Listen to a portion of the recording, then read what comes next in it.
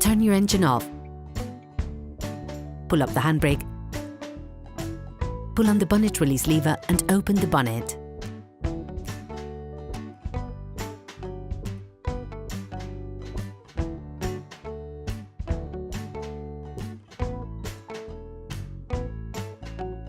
Take off the engine cover.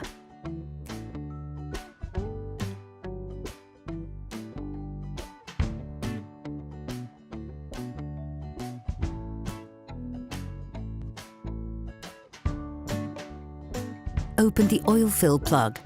This will increase the oil flow when performing an oil change. In order to drain your vehicle, you must first lift the front section of your car. This will enable you to access the drain nut. Lift the front of your vehicle and put it in 2-axle stands. We strongly suggest watching the tutorial raising a vehicle safely before carrying out this step. If the front plastic crankcase is present, you should now remove it to have full access to the drain nut. To do this, take a multi-bit screwdriver and a 25mm Torx socket. Unscrew the screws and once removed, slide off the crankcase backwards to free the holding spurs.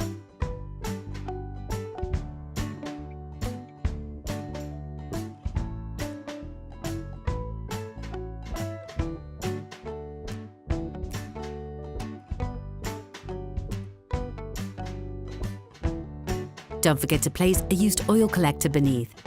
You can learn how to make one by watching another of our videos, How to Make a Collector for Liquids.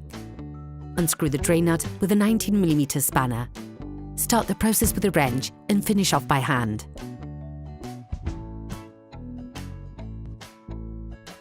Be careful on the last few turns of the screw. The oil may suddenly squirt out.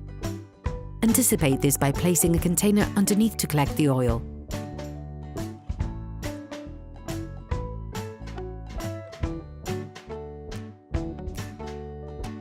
Let the oil run out for 10 minutes or so.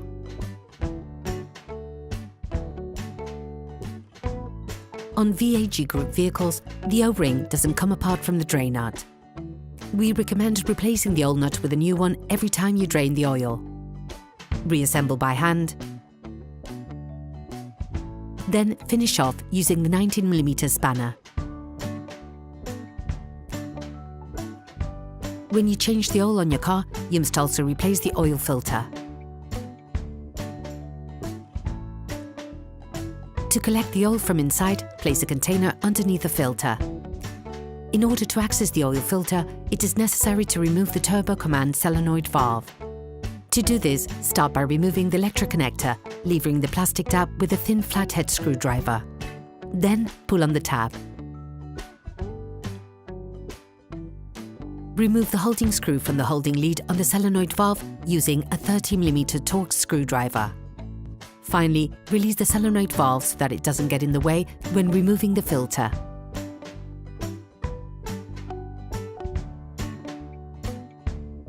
You can now access the oil filter. Using a socket wrench, a long extender and a 32mm socket, free the oil filter by turning it anti-clockwise until it starts to turn easily. Finish off the process by hand.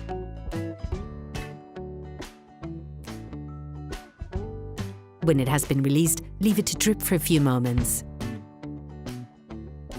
And turn it upwards to avoid spilling any oil. Remove the filter, levering it off with a flathead screwdriver.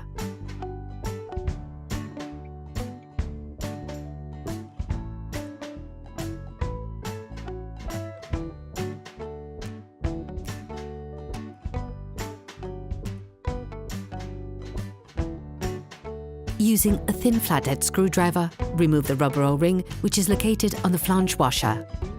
Replace it with the one provided in the box of the new filter.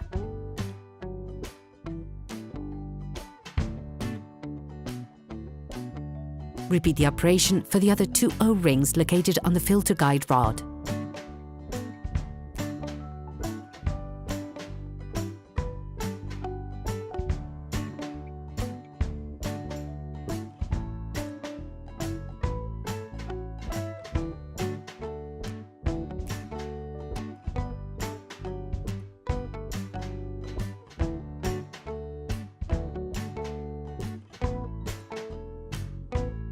Compare the new filter with the old one to ensure that they're identical.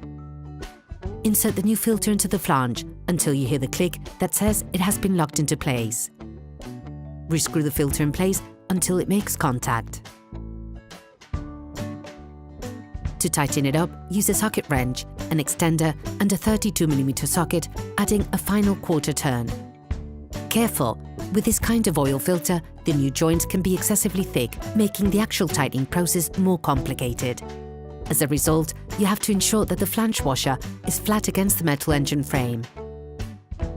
Put the solenoid valve back, screwing the holding lead to begin with.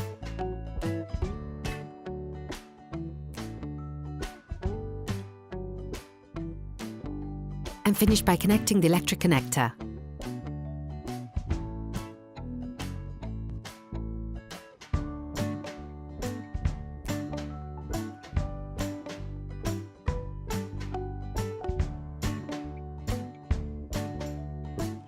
Put the protective crankcase back in place.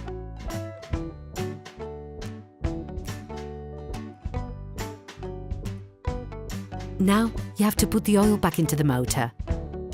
You have to be very careful and precise when doing this part of the job. Firstly, lower your car back to the ground and check the oil level. This is something that can only be done when the vehicle is flat. Now add the oil into the engine. Begin by putting 90% of the suggested amount. This will leave you a large enough margin to adjust the level of oil appropriately. You can find the exact amount of oil suggested for your car in the description of the tutorial.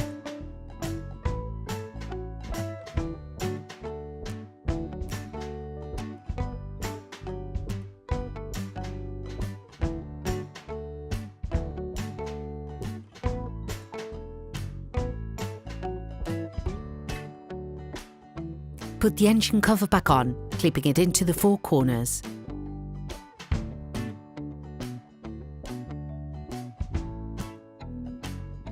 Close the oil fill plug. Start the engine and let the car run for 5 seconds. This will fill the oil filter. Remove the oil gauge and wipe it down. Plunge it back into its sheath. Remove it again and check the oil level. The optimal level is near the maximum, but be careful to never go over it. Based on the level indicated on the gauge, readjust to obtain the optimum amount.